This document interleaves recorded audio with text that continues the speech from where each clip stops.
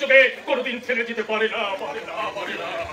এখনো এই বর্তমান যুগে নগ্ন সভ্য সমাজের ব্যবস্থায় আধুনিকতার পেছনে ফেলে এখনো আমি একনিষ্ঠ ব্রাহ্মণ। জীবনে প্রতিদিন রাত্রি সন্ধ্যা গায়ত্রী জপ না করে আজ পর্যন্ত আমি জল স্পর্শ করি না। অথচ আজ আমার সেই পবিত্র কুটিরে কি হলো না, কি হলো? ছেলে হলো না মেয়ে হলো? কে তোমরা? ওই সাত সকালে তোমরা কারা? দেখতে এলাম গো, দেখতে এলাম।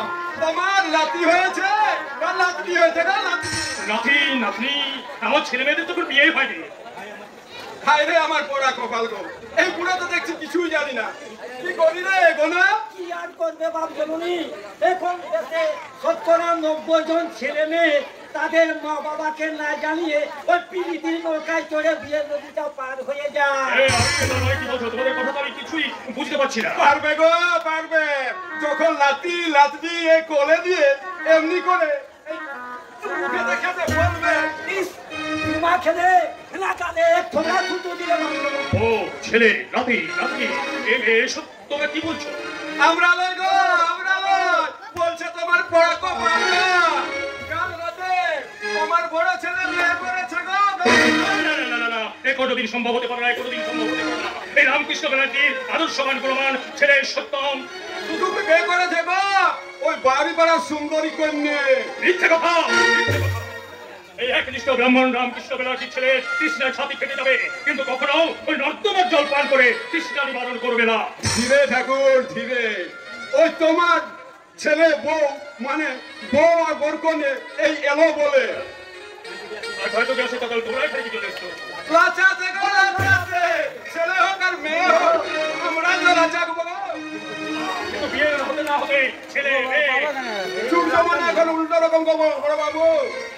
তাই তো এদেশের বেশিরভাগ বয়রাই কেউ আসছে পেটে বাচ্চা নিয়ে, হয়তো কেউ আসছে ছেলে কোলে নিয়ে গো, ছেলে কোলে নিয়ে। বলছো তোমরা?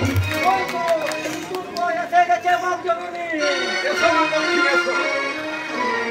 কি হলো গো? ছেলে হলো না মেয়ে হলো? আপনারা এখানে কেন? দেখতে এলাম গো, দেখতে এলাম। তোমার বউ ছেলে নিয়ে আসছে না না মেয়ে নিয়ে আসছে? ছি, ছি, ছি, ছি, ছি, ছি, ছি। এসব আপনারা কি বলছেন? সদ্য বিবাহিত ভোর করে কি আপনারা এটা এখন চল হয়েছে গো বড় বাবু, এটা এখন চল হয়েছে। তা তোমরা যে কিছুই জানোনি সেটা বললেই হয়। এত ঢং দেখার কি আছে? চল দেখো না, 2-1 মাস পরেই না হয়ে আসবো। অতিথিকে খালি হাতে ফিরালে গেরস্তের প্রোগ্রাম হয় ঠাকুর, তাই তুমি করলে। চলি গো বাবা ঠাকুর, কিছুদিন পরেই না হয়ে আসবো।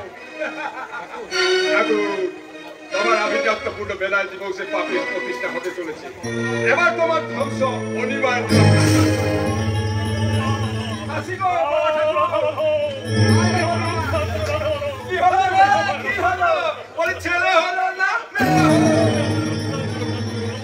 যাত্রাটা কেমন হয়েছে কমেন্ট করে জানাবে।